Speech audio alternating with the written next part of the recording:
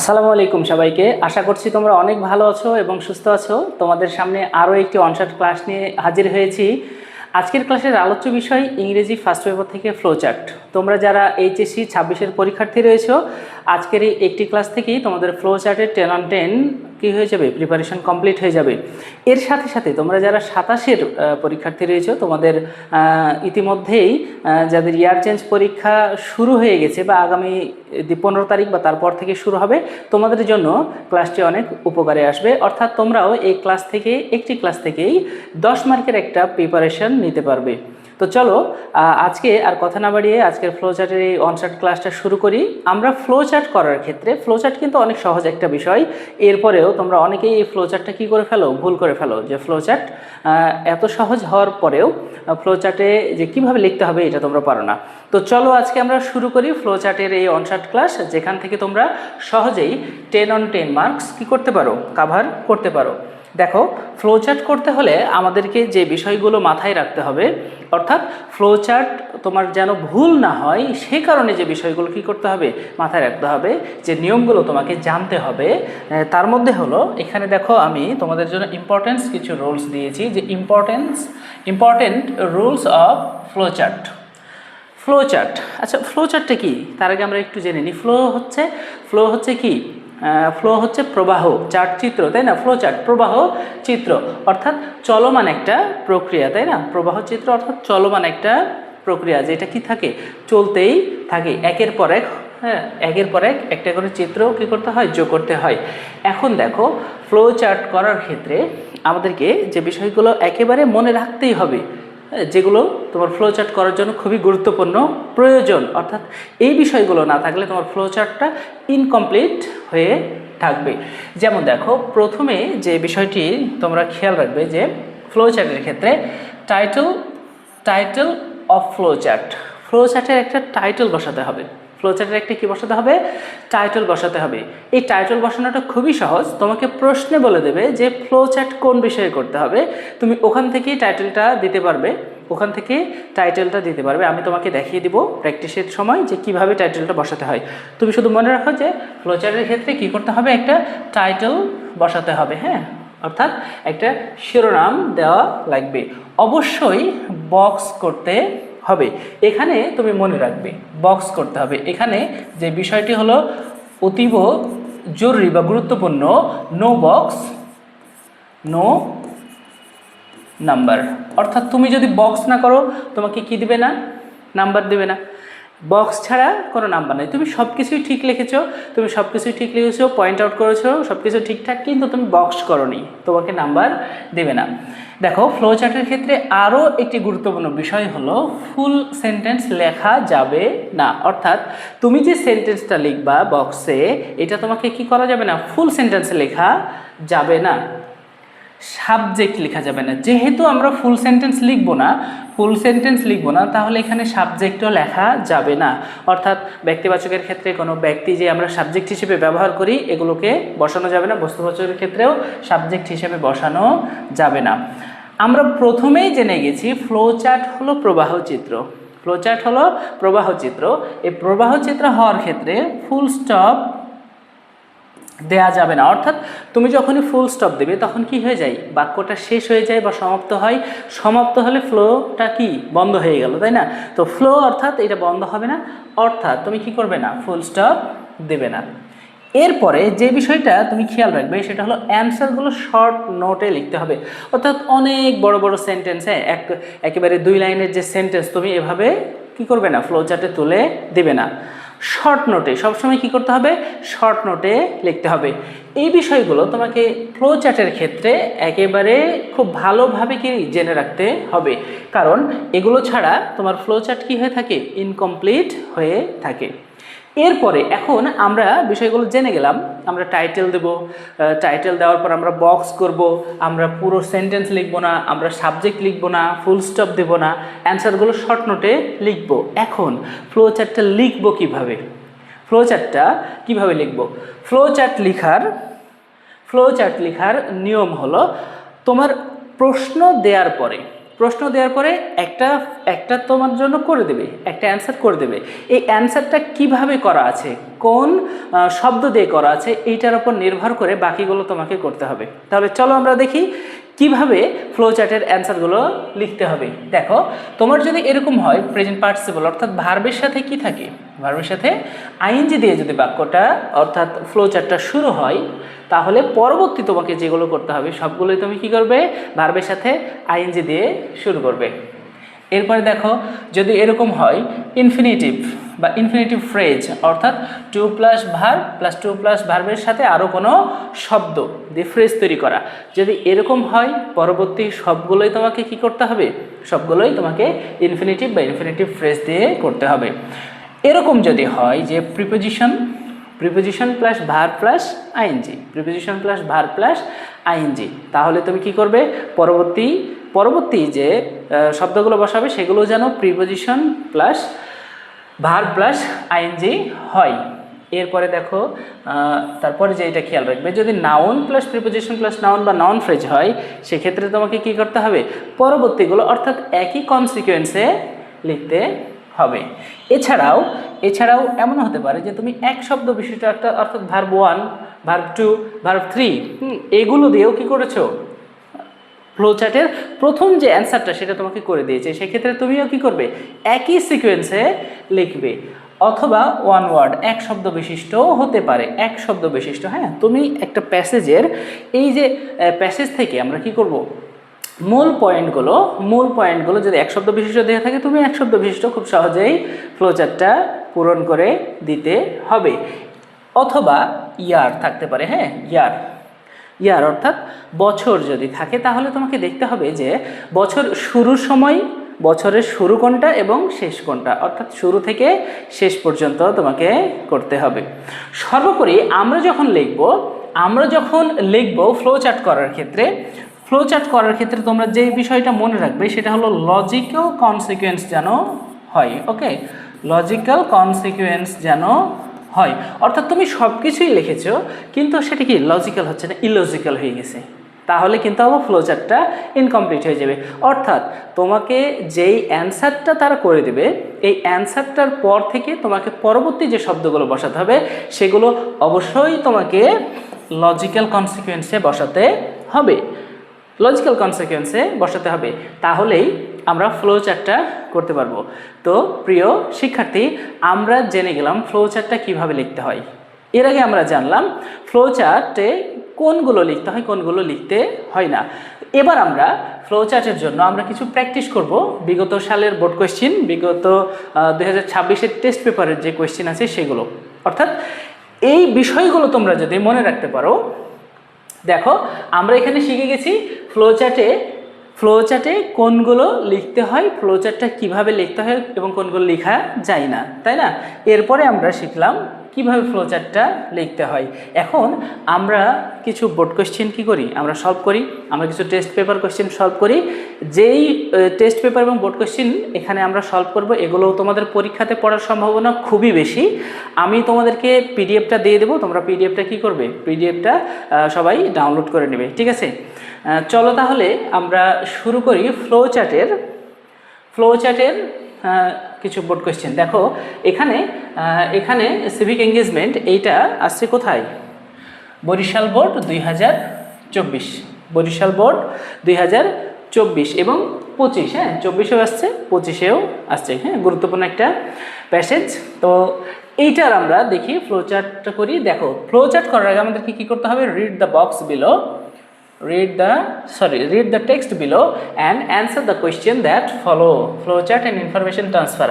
আচ্ছা, flowchart and information transfer, আমাদের information ট্রান্সফারটা এখন পরীক্ষাতে সাধারণত আর পড়ে না। ইনফরমেশন ট্রান্সফারটা আমরা সাধারণত এসএসসিতে দেখে থাকি। এসএসসিতে পড়ে আমাদের সেন্ট প্যাসেজ থেকে বক্স দেওয়া থাকে, এই বক্সে কী করতে হয়, একটা সেন্টেন্সের কিছু তথ্য দেওয়া থাকে, কিছু তথ্য মিসিং থাকে, সেখানে আমাদেরকে এই তথ্যটা বসাতে হয় ইনফরমেশন ট্রান্সফার হিসেবে।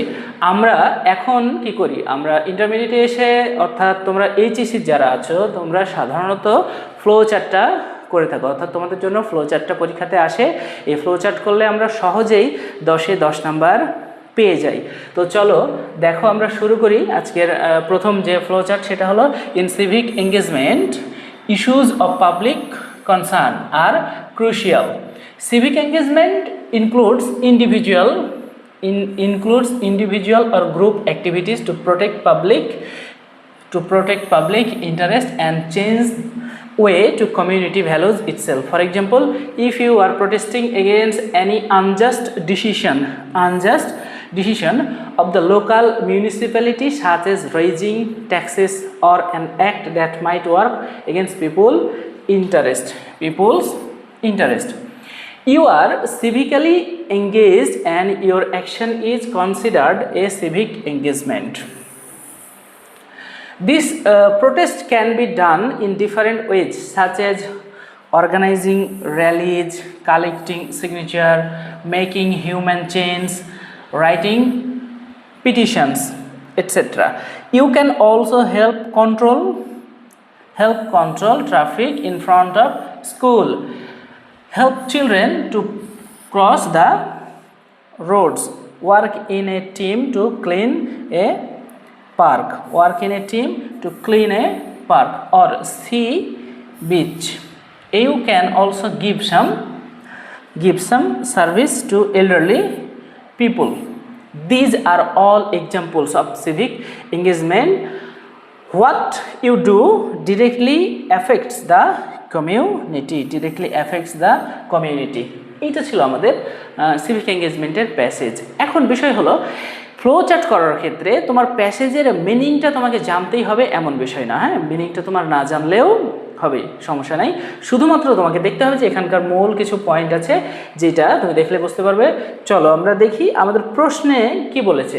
এখান থেকে প্রশ্নে কি বলেছে, আমাদেরকে কিভাবে সিভিক এঙ্গেজমেন্টে করতে হবে। দেখো, read the text and make a flowchart giving information about civic engagement. আচ্ছা, তাহলে আমাদের এটা প্রশ্নে বলে দিয়েছে যে a flowchart giving information about civic engagement.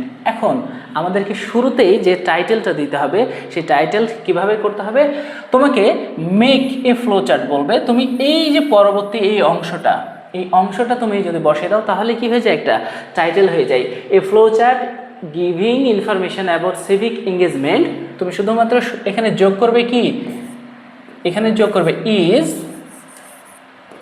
Given below. ওকে, তুমি এখানে যোগ করবে ইজ গিভেন বিলো, অর্থাৎ আমাদের সিভিক এঙ্গেজমেন্ট সম্পর্কে যে তথ্যগুলো সেগুলো নিচে দেওয়া হলো, ব্যাস। প্রত্যেকটা ফ্লো চার্টের ক্ষেত্রে মেক এ ফ্লো চার্ট আছে, এই ফ্লো চার্ট থেকে তুমি কি করবে, টাইটেলটা দেওয়া শুরু করবে, আর শেষে কি দেবে, ইজ গিভেন বিলো, ব্যাস, টাইটেল হয়ে গেল। আমাদের একটা টাইটেল দিতেই হবে, তাহলে এই টাইটেলটা কমপ্লিট হয়ে গেল। এবার দেখো, আমরা এখানে দেখতে পাচ্ছি যে ফ্লো চার্টের অনেকগুলো পয়েন্ট আছে, এর মধ্যে আমাদের একটা করে দেওয়া ছিল প্রশ্নে, number 1 has been done for you. Number 1 অর্থাৎ 1 নাম্বারটা আমাদের জন্য করে দিয়েছে। এখানে কি বলা আছে, to help children to cross the roads. এখন দেখো এখানে যে ফ্লো চার্টটা শুরু হয়েছে টু প্লাস ভার্ব দিয়ে, হ্যাঁ, টু প্লাস ভার্ব দিয়ে, অর্থাৎ এখানে দেখো টু প্লাস ভার্ব রয়েছে, তাই না? আমরা দেখলাম যে যদি আমরা কি করি, টু প্লাস ভার্ব অর্থাৎ ইনফিনিটিভ দিয়ে শুরু হয়, পরবর্তীতে আমরা সবগুলোই কি করব, ইনফিনিটিভ দিয়ে শুরু করব। যদি ইনফিনিটিভ ফ্রেজ হয় তাহলে আমরা পরবর্তী সবগুলো ইনফিনিটিভ ফ্রেজ দিয়ে শুরু করব। এখন to help children to cross the roads, আমরা এখানে দেখেছি to help the children to cross the road, এইটা এখানে ছিল, তাই না? তাহলে আর কোন কোন পয়েন্ট আছে? শুধু কি সিভিক এঙ্গেজমেন্টের মধ্যে ওই বাচ্চাদেরকেই রাস্তা পার করা ছিল না, আরও অনেকগুলো পয়েন্ট রয়েছে। দেখো, help control traffic in front of school, এইটা আছে একটা, তাই না? Work in a team to clean A park or sea beach, অর্থাৎ জনসচেতনতায় জনসম্পৃক্ততায় যে কাজগুলো আমরা করে থাকি সেগুলো এখানে তুলে ধরা হয়েছে, তাই না? তারপরে আমরা কি করি, আমরা give some service to elderly people, এটাও হচ্ছে একটা গুরুত্বপূর্ণ একটা পয়েন্ট। অর্থাৎ আমরা সিভিক এঙ্গেজমেন্টের মধ্যে এই বিষয়গুলো আমাদের থাকে। কি করি আমরা? কোনো প্রোটেস্ট যখন করি আমরা অর্গানাইজ র্যালি করি, আমরা কোনো কি করি প্রোটেস্টিং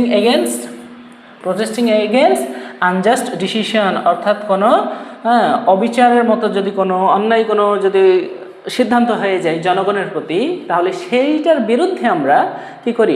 প্রতিবাদ করি। এই তো চলো আমরা এই পয়েন্টগুলো আমরা সুন্দরভাবে কি করব? সুন্দরভাবে আমাদের ফ্লোচার্টের মধ্যে অন্তর্ভুক্ত করব। কিন্তু যেটা আমাদেরকে করতে হবে সেটা হলো শুরুতে যেহেতু টু প্লাস ভার্ব দিয়ে শুরু করেছে, পরবর্তী সবগুলো আমরা টু প্লাস ভার্ব দিয়ে শুরু করব। দেখো, to help children to cross the road, আমাদের আরও একটি পয়েন্ট ছিল to help control traffic in front of school, আমরা স্কুলের সামনে ট্রাফিক কন্ট্রোল করব। To work in a team to clean A park or sea beach, বলছে একটা দলে কাজ করে একটা পার্ক অথবা সমুদ্র সৈকত কি করা? পরিষ্কার করা। Two protest again unjust decision, কোনো অন্যায় অবিচার যে সিদ্ধান্ত জনগণের প্রতি সেটার কি করা? প্রতিবাদ করা। টু অর্গানাইজ র্যালি, আমরা কি করি? কোনো যে র্যালির যে অর্গানাইজ করি। To give services to elderly people, আমরা বয়স্কদেরকেও কিছু কি দিই? সেবা দিয়ে থাকি। বয়স্ক মানুষের কোনো কথা শুনি, তাদেরকে বিভিন্ন কাজে সহায়তা করে থাকি। তো এটা ছিল সিভিক এঙ্গেজমেন্টের, এটা ফ্লোচার্ট। অর্থাৎ তোমরা যদি এভাবে কি করো? ফ্লোচার্ট করো, তাহলে অবশ্যই এখানে তোমরা 10 on 10 অর্থাৎ 10-এ 10 পাবে। 10-এ 10 পাওয়া এখান থেকে তোমাদের কি সম্ভব। তো এটা ছিল হচ্ছে বরিশাল বোর্ড 2024 এবং 2025 সালের যে ফ্লোচার্ট এসেছে সেটি। চলো আমরা পরের যে ফ্লোচার্টটা আছে সেটা কি করি আমরা দেখি। দেখো, read the text below and answer the question that follow, flowchart and information transfer. Rajshahi board 17, এখানে রাজশাহী বোর্ড 17-তে আসছে, চট্টগ্রাম বোর্ড 23 এবং 25। গুরুত্বপূর্ণ একটা তোমাদের জন্য অত্যন্ত গুরুত্বপূর্ণ একটা প্যাসেজ। চলো আমরা দেখি। বাংলাদেশে the legal age of marriage for girls, বাংলাদেশে মেয়েদের হচ্ছে যে আইনগত বিয়ের বয়স ইজ 18। However, যদিও 33% of our girls get married before they are 15, বলছে আমাদের দেশের মেয়েরা 15 বছর বয়সের আগেই কি হয়ে যায়? বিয়ে হয়ে যায়। কত? 33%-এর। 60% of them become mothers, বলছে এই যে 33% মেয়েদের বিয়ে হয়, তাদের মধ্যে আবার 60% of them become mothers by the time they reach 19 বছরের আগে তারা কি হয়ে যায়? Become mother's. 19 বছর বয়সের আগেই তারা মা হয়। হোয়েন অ্যান অ্যাডোলেসেন্ট গার্ল, বলছে যখন একটা কিশোরী মেয়ে গেটস ম্যারিড, যার বিয়ে হয়, she usually drop out of school. গুরুত্বপূর্ণ একটা point, drop out of school, অর্থাৎ মেয়েরা যখনই হচ্ছে যে তার কৈশোরকালীন সময়ে তাদের বিয়ে হয়ে যায়, তারা তখন কি করে? স্কুল থেকে ড্রপ আউট হয়ে যায়। And thus losses her mobility. তার যে চলাচলের যে বিষয়টা, সেটাতে সে কি হারিয়ে ফেলে। তার চাঞ্চল্যতা হারিয়ে ফেলে। C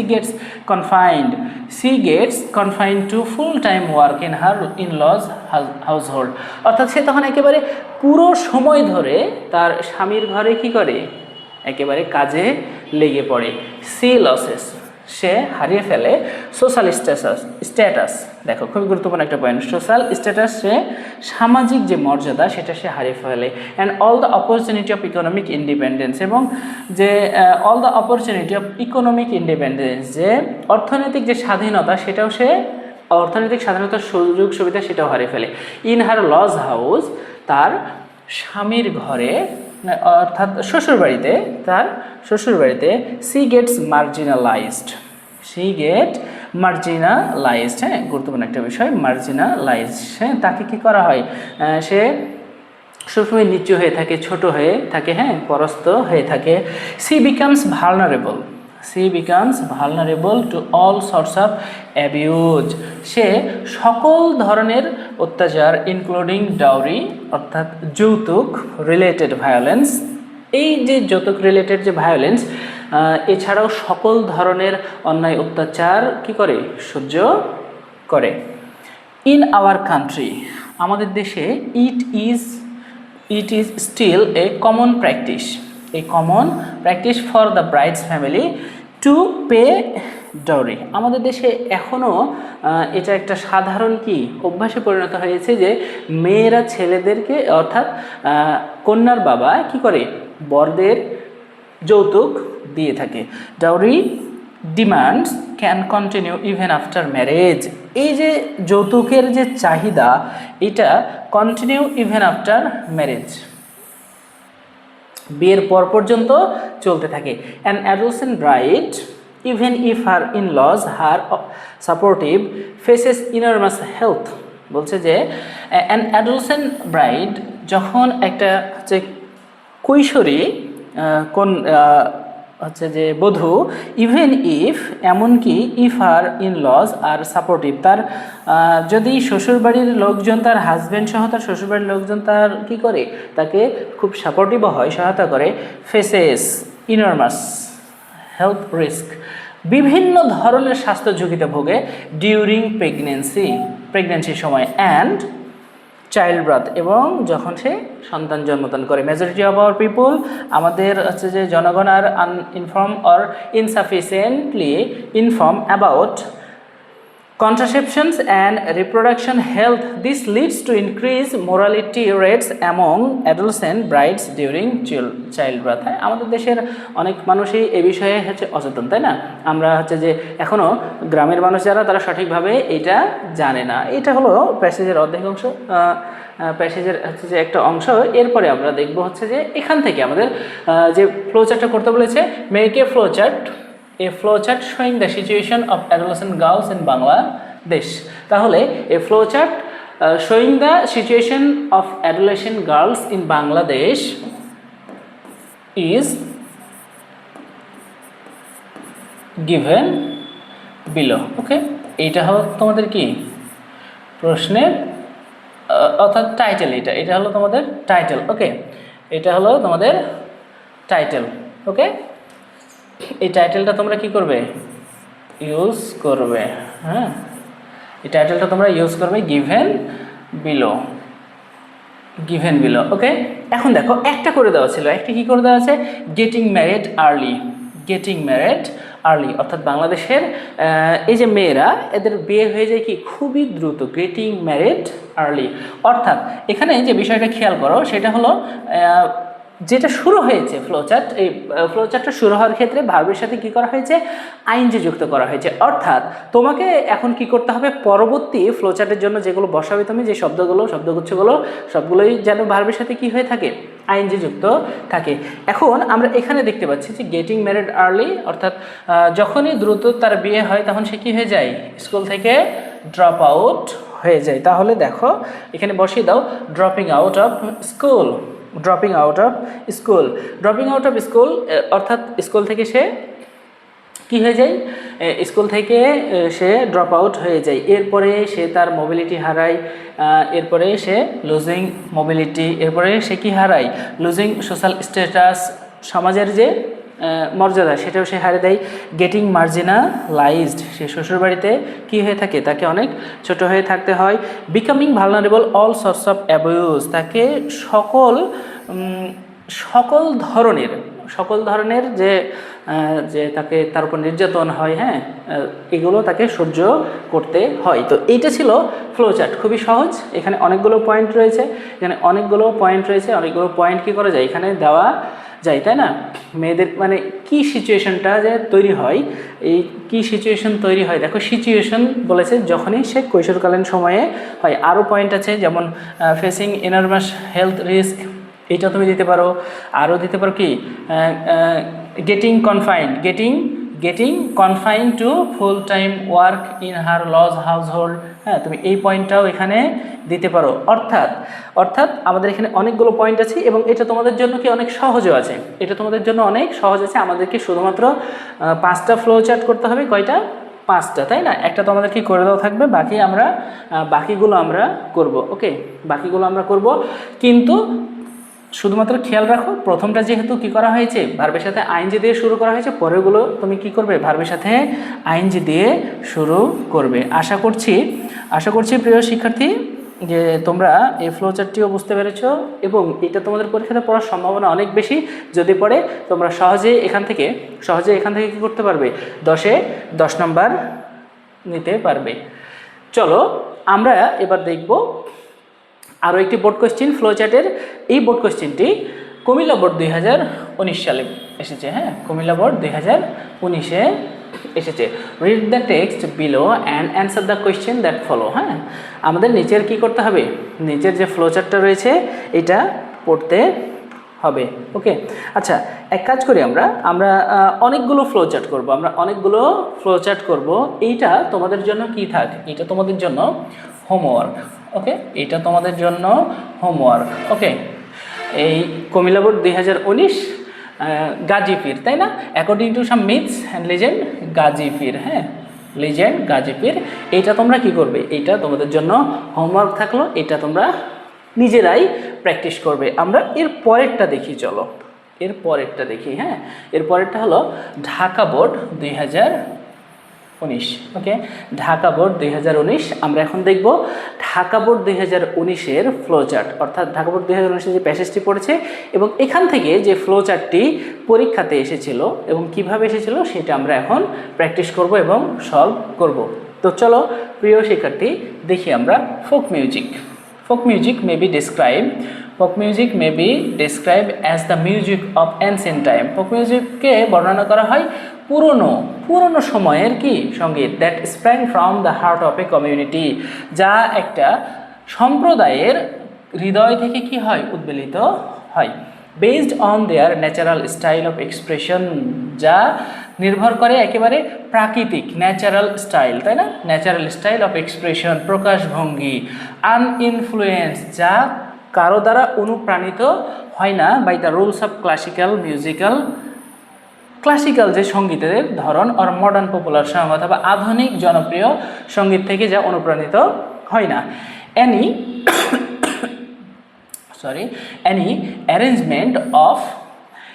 arrangement of sound created by the combination of tune, voice and instrument dance may be described as music। বলছে যে কোনো ধরনের তোমার সাউন্ড, শব্দ, ক্রিয়েটেড বাই দ্য কম্বিনেশন, যা একটা কম্বিনেশন তৈরি করে, অফ টিউন, সুরের, ভয়েস হচ্ছে কণ্ঠের, কথার, ইনস্ট্রুমেন্ট বাদ্যযন্ত্রের, ড্যান্সের, may be describe as music, যাকে সম্ভবত কি হিসেবে, সঙ্গীত হিসেবে বর্ণনা করা হয়, folk music is the combination of song. লোকসঙ্গীত হলো is the combination of song, ওই গানের হচ্ছে সমষ্টি, টিউন, সুর অ্যান্ড ড্যান্স, এবং নাচের একটা সমষ্টি, অর্থাৎ গান হয়, সুর হয়, নাচ হয়। দ্যাট অরিজিনেট ফ্রম, যা উৎপত্তি হয়েছে from the traditional culture of ordinary people, যা আমাদের ঐতিহ্যবাহী সংস্কৃতি সাধারণ মানুষের হতে তৈরি হয়েছে। For example Baul song are a combination of tune. Baul song হলো একটা সুরের কি একটা মেলবন্ধন, তাই না, যাকে বলি আমরা সঙ্গীত, হ্যাঁ, সুর, সঙ্গীত অ্যান্ড ড্যান্স এবং নাচের, that R associated with Baul tradition in Bengal, যা বাউল ঐতিহ্যের সাথে সম্পৃক্ত। ওকে, চলো আমরা দেখি প্যাসেজের আরও অংশ আছে। In Bangladesh folk music has great variety. বাংলাদেশের ফোক মিউজিকের কি আছে, অনেক বড় একটা ভ্যারাইটি আছে। With songs being composed on the culture,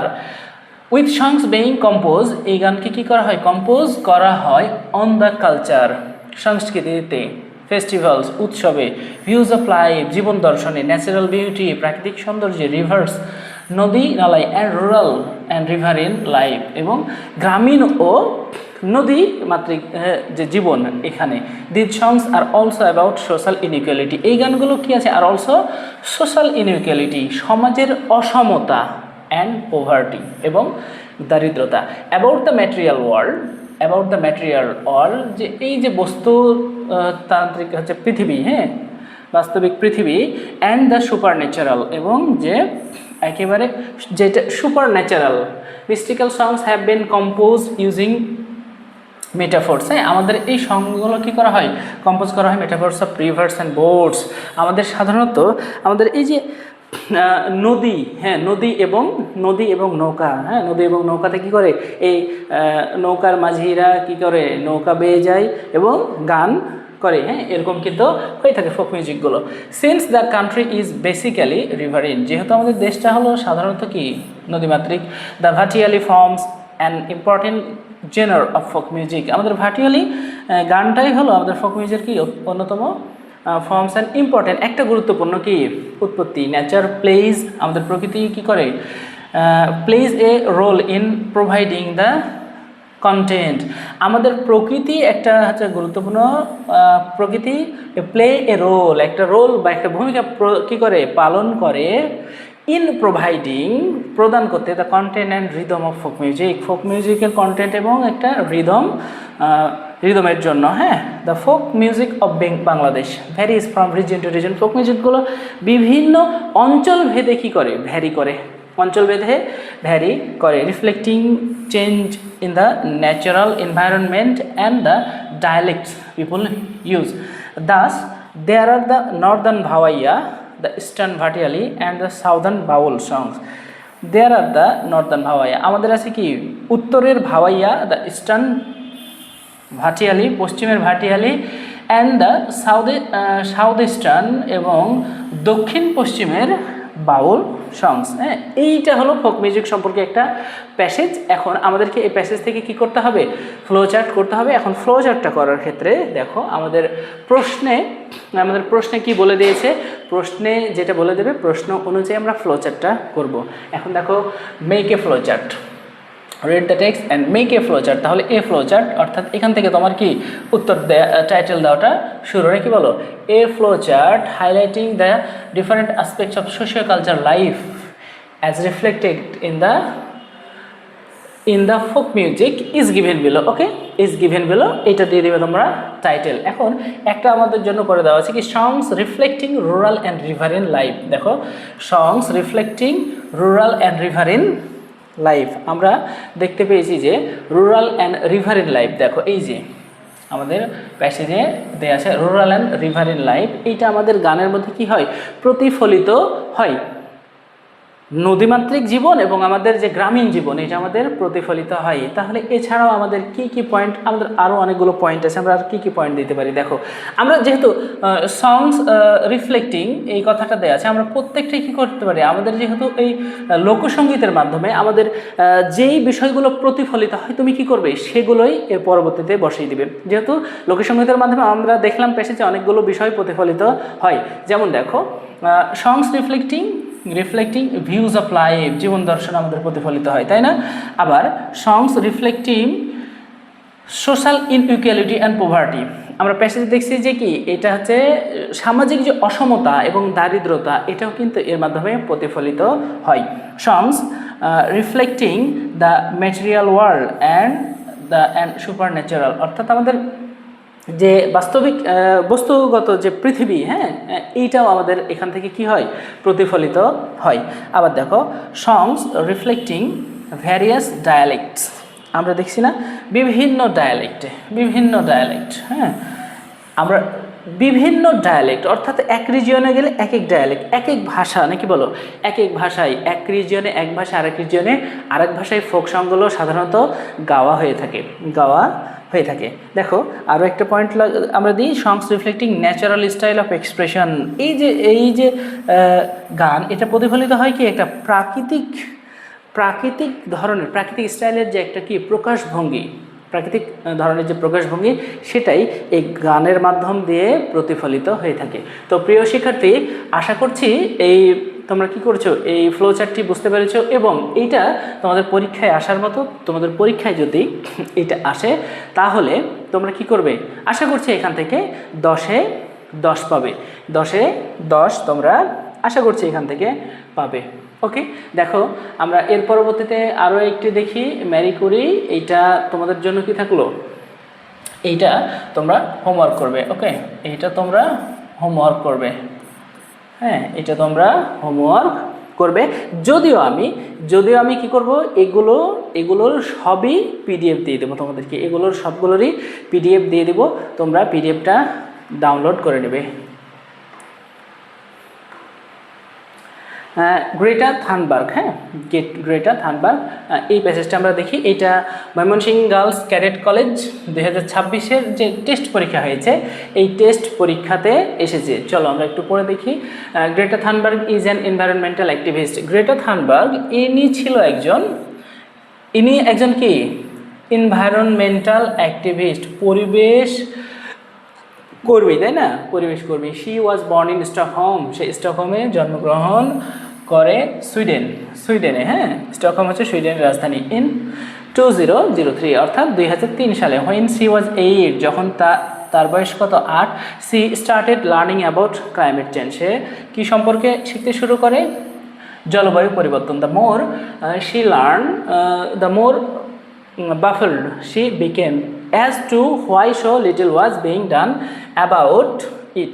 At the age of 11, Greta became, আমি এটার আর কি করলাম না, মিনিং করলাম না, তোমাদের এটা অনেক পড়া হয়ে গেছে, হ্যাঁ, আমি এটার আর মিনিং করছি না, ক্লাসটা তাহলে অনেক বড় হয়ে যাবে। ওকে, Greta became so sad about climate change that she temporarily stopped speaking. Greta has Asperger syndrome, a condition that affects how people socialize, but Greta reviews her condition as a positive, calling it her superpower. She says it helps her see the world in black and white, and that there are no gray areas when it comes to climate change. No gray areas when it comes to climate change. Okay, এবার দেখো, in August 2018, Greta decided to take action. Instead of going to school, she made a large sign that read "Schools sick for keep climate school strike for climate," and calmly sat down outside the Swedish parliament, her aim to make politicians take notice and act to stop global warming. Greta's strike was picked up by the Swedish media and the word started to spread soon enough. Tens of thousands of students from around the world joined her Fridays for Future strike. অর্থাৎ Greta কি শুরু করেছিল, Fridays for future, অর্থাৎ শুক্রবার সে শুক্রবারটাই হলো ভবিষ্যতের জন্য strike, আন্দোলন, তাই না। Skipping school on Fridays two protest against climate change, অর্থাৎ শুক্রবার স্কুল বাদ দিয়ে সবাই কী করে, আন্দোলনে যোগ দেয়। যে ফ্রাইডেজ ফর ফিউচার, শুক্রবারই হলো ভবিষ্যতের জন্য। এটা ছিল গ্রেটা থানবার্গ সম্পর্কে একটা প্যাসেজ। এখন এই গ্রেটা থানবার্গ সম্পর্কে আমরা প্যাসেজ সম্পর্কে থেকে জানলাম, বা তোমরা এর আগেই জেনে গেছো, তোমরা যারা পরীক্ষার্থী রয়েছো নিঃসন্দেহে তোমরা এর আগে তো প্যাসেজ তো পড়েছো, এর আগে প্যাসেজটি জেনে গেছো। গ্রেটা থানবার্গ ছিল একজন পরিবেশ কর্মী, তাই না, পরিবেশ কর্মী। যদিও তার বয়স ছিল 8 বছর থেকে সে পরিবেশ সম্পর্কে কি জানতে শুরু করে। এই যে পরিবেশ ক্লাইমেট যে চেঞ্জ হচ্ছে, হ্যাঁ, ক্লাইমেট চেঞ্জ হচ্ছে, গ্রিন হাউস ইফেক্ট হচ্ছে, এর বিষয়ে সে কী করে, আন্দোলন গড়ে তোলে। সুইডিশ পার্লামেন্টের বাইরে বসে এবং মিডিয়া কী করে, এটাকে কাভারেজ করে, ওয়ার্ল্ড ওয়াইড কী করে, তার নিউজটাকে ছড়িয়ে দেয়। সে একটা মুভমেন্ট, অর্থাৎ একটা স্ট্রাইক করে, যে ফ্রাইডেজ ফর ফিউচার। এখানে কিন্তু হাজার হাজার ছাত্রছাত্রী যোগ দেয় গোটা পৃথিবী থেকে। এটা ছিল গোটা প্যাসেজের একটা সারমর্ম। এখন চলো আমরা দেখি এখান থেকে আমাদেরকে কীভাবে করতে হবে। Read the following text and make a flow chart. আচ্ছা, আমরা টাইটেল তো দেওয়া শিখে গেছি, তাই না। টাইটেল কিভাবে দিতে হবে এটা আমরা দেওয়া শিখে গেছি। টাইটেল দেওয়াটা আর এখানে আর লেখার প্রয়োজন নাই, তোমাদেরকে দেখিয়ে দিলাম। তোমরা কি করবে, এ ফ্লো চার্ট এখান থেকে শুরু করবে, শেষে একেবারে বিষয়টা শেষ করে ইজ গিভেন বিলো, ব্যাস, এটা টাইটেল তোমাদের হয়ে যাবে। এখন দেখো, number 1 has been done for you. 1 নাম্বারটা করে দিয়েছে, স্টার্টেড ক্লাইমেট স্ট্রাইক। সে কি করে, জলবায়ু পরিবর্তনের আন্দোলন শুরু করে, জলবায়ু পরিবর্তন আন্দোলন শুরু করে। এখন দেখো এখানে যে বাক্যটা শুরু হয়েছে আমরা দেখতে পাচ্ছি যে এইটা পাস্ট ফর্ম দিয়ে V2 ভার্বের 2 নম্বর ফর্ম দিয়ে শুরু হয়েছে। অর্থাৎ তোমাকে চেষ্টা করতে হবে না, তুমি যেই কাজটা করবে, তুমি হচ্ছে পরবর্তী যে ফ্লো চার্টের যে বক্সে লিখবে, এই বক্সে লেখার ক্ষেত্রে তোমাকে যেই কাজটা করতে হবে সেইটা হলো প্রত্যেকটাই তুমি ভার্বের 2 নম্বর ফর্ম দিয়ে বসাবে। তাহলে এরপরে সে কী করে, sat outside the Swedish parliament with protest sign. Sat এটাও কি দেখো ভার্বের 2 নম্বর form, sat outside the Swedish parliament. সে জলবায়ু পরিবর্তনের আন্দোলন কি করে, শুরু করে। সে সুইডিশ যে পার্লামেন্ট আছে এর বাইরে গিয়ে বসে উইথ এ প্রোটেস্ট সাইন, অর্থাৎ যে প্রতিবাদের যে চিহ্নগুলো নিয়ে সেগুলো বসে। আমরা অনেক সময় প্ল্যাকার্ড নিয়ে বসি যে আমরা যে প্রতিবাদ করি, প্ল্যাকার্ডে এগুলো লিখে রাখি। Gain attention from Swedish media, সে কী করে, যখন পার্লামেন্টের বাইরে গিয়ে বসে তখন সুইডেনের যে মিডিয়াগুলো আছে সেগুলোর মনোযোগ সে অর্জন করে ফেলে। গেইন দেখো এটাও কি করা হয়েছে, ভার্বের 2 নম্বর ফর্ম দিয়ে শুরু করা হয়েছে। অর্থাৎ তোমরা যে কাজটা করবে প্রত্যেকটাই ভার্বের 2 নম্বর ফর্ম দিয়ে করবে। Forced politician to take notice of global warming. Forced কী করে, সে জোর প্রদান করে কাদেরকে, পলিটিশিয়ান অর্থাৎ রাজনীতিবিদদেরকে, to take notice of global warming, যে বৈশ্বিক যে উষ্ণতা এটার হচ্ছে যে প্রতি কি তাদের খেয়াল করতে। সে কী করে, সে হচ্ছে চালু করে, তাই না, শুরু করে the Fridays for future movement অর্থাৎ আন্দোলন, তাই না। সে একটা আন্দোলন শুরু করে যেটার নাম ছিল Fridays for future. Spread news of her protest world wide, তার যে খবরটা এটা গোটা বিশ্বে ছড়িয়ে পড়ে। আমরা সবগুলোই কী করছি এখানে দেখো, সবগুলো এখানে পাস্ট ফর্ম দিয়ে করছি, তাই না, V2 দিয়ে করছি। এবং আমাদেরকে প্রথমে বলে দিয়েছে ক্লাইমেটের স্ট্রাইক সম্পর্কে, এবং আমাদের প্রশ্নে বলে দিয়েছে যে গ্রেটা থানবার্গস, ইম্প্যাক্ট অফ গ্রেটা থানবার্গস, অর্থাৎ গ্রেটা থানবার্গের যে তোমার হচ্ছে যে ক্লাইমেট চেঞ্জের যে কাজগুলো, এই কাজগুলোর কি প্রভাব পড়েছিল, এই প্রভাবগুলো এখানে তুলে ধরতে বলেছে। তো আমরা এই প্রভাব যে পড়েছে সেই প্রভাবগুলো এখানে তুলে ধরলাম খুব সহজে। আশা করছি এইটা তোমরা বুঝতে পেরেছো। যদি তোমাদের পরীক্ষাতে পড়ে এটা তোমরা এভাবে লিখবে, ফ্লোচার্টটা এভাবেই করবে। ঠিক আছে প্রিয় শিক্ষার্থী, চলো আমরা এর পরেরটা দেখি। এরপর এটা মির্জাপুর ক্যাডেট কলেজ। এটা তোমরা কি করবে, এটা তোমরা হচ্ছে যে নিজেরাই করবে। তোমরা এখন বুঝে গেছো যে কিভাবে আমরা ফ্লোচার্ট করব। ফ্লোচার্ট করার ক্ষেত্রে প্রথমে তোমাদেরকে যে বিষয়গুলো বললাম সেগুলো যদি তোমরা মাথায় রাখতে পারো তাহলে ফ্লোচার্ট কিন্তু খুবই সহজ, ফ্লোচার্টে নাম্বার পাওয়া অনেক সহজ। কিন্তু তোমরা অনেক সময় কি করো, ফ্লোচার্টে ভুল করে থাকো। আবার আরেকটা বিষয় যেটা না বললেই নয়, তোমরা ফ্লোচার্ট করার ক্ষেত্রে এই যে অনেক বড় অর্থাৎ একটা পুরো সেন্টেন্স লিখে ফেলো। এবং এই ক্ষেত্রে কি করো, এই সেন্টেন্স লেখার ক্ষেত্রে তোমরা ফ্লোচার্টের যে বক্সে লিখতে হয় তোমরা বক্সের বাইরে গিয়েও লেখো। এই কাজ কিন্তু করা যাবে না প্রিয় শিক্ষার্থী। তোমরা সবসময় যে বিষয়টা মাথায় রাখবে সেটি হলো ফ্লোচার্টের ক্ষেত্রে বক্সের বাইরে গিয়ে লেখা যাবে না।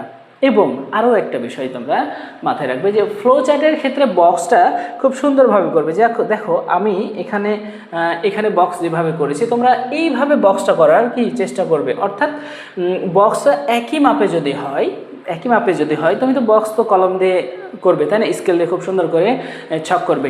একই মাপে বক্সটা যদি করো তাহলে খাতাটা দেখতেও অনেক সুন্দর লাগবে। অর্থাৎ এই ক্ষেত্রে টিচার তোমাকে 10-এ 10 নম্বর দিতে দ্বিধা করবে না।